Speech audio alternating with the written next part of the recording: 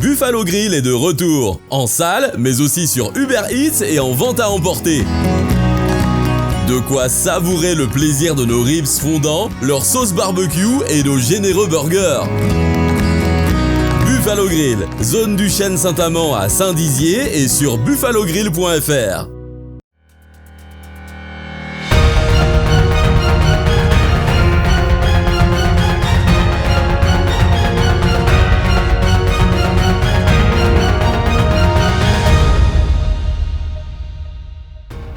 Bonsoir à tous, nous sommes le samedi 27 juin 2020, soyez les bienvenus dans votre journal week-end et à la une de cette édition, la réouverture des cinémas se fait tout en douceur, exemple ici à Saint-Dizier. À Vitry-le-François, on renoue avec la fête et la musique avec le retour des apéromix.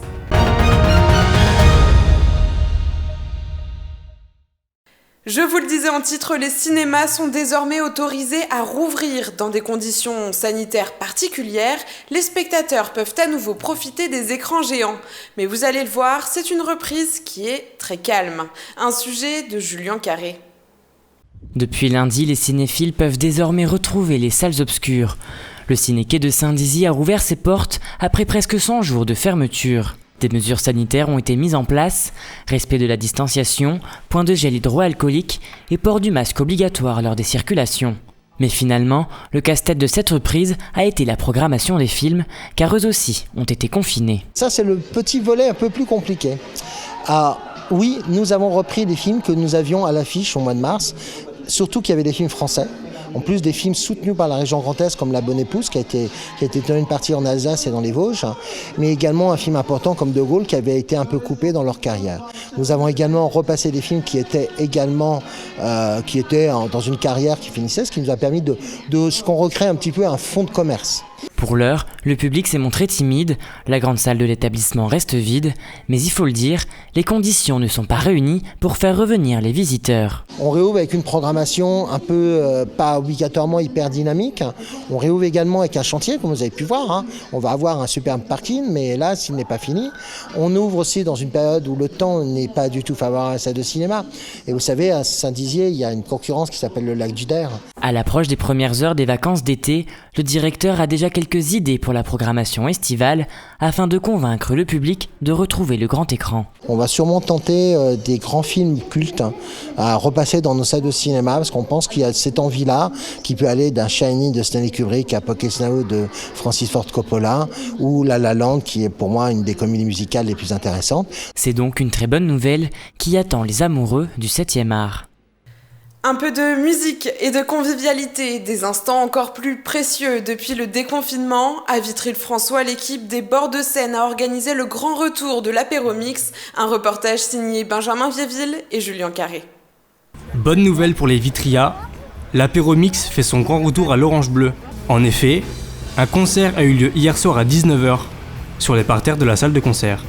Virus oblige, des mesures sanitaires ont été mises en place. Désinfection des mains en rentrant, réservation obligatoire et un maximum de 100 personnes présentes sur le site. Il a fallu faire une demande, une autorisation, enfin une série d'autorisations auprès de la municipalité, auprès de la préfecture également. Et donc évidemment il y a un temps de traitement du dossier. Voilà, donc on avait déjà quand même imaginé un plan de table, une circulation. Bon, c'est un événement qui est bien maîtrisé aussi par Bords de Seine puisque ça fait quand même plusieurs saisons que la structure propose ce type de rendez-vous avec le public en extérieur dès que les conditions météo le permettent. Donc voilà, donc il fallait effectivement adapter un protocole ou une façon de travailler qui existait déjà auparavant. Les artistes ont subi de plein fouet le poids du confinement. L'Orange Bleu avait donc à cœur de reprendre ses activités afin de leur apporter une aide financière plus que précieuse. C'était important pour nous aussi d'apporter un vrai soutien aux artistes en pouvant les accueillir et les programmer à nouveau le plus tôt possible. Si les interprètes sont également ravis de cette reprise, ils ne sont pas les seuls heureux dans l'histoire. En effet, le public était également ravi de pouvoir passer un moment de convivialité. Ah oui, là c'est mon premier concert de l'année. On avait prévu de sortir, mais bon, pour l'instant, c'est ma première sortie, quoi.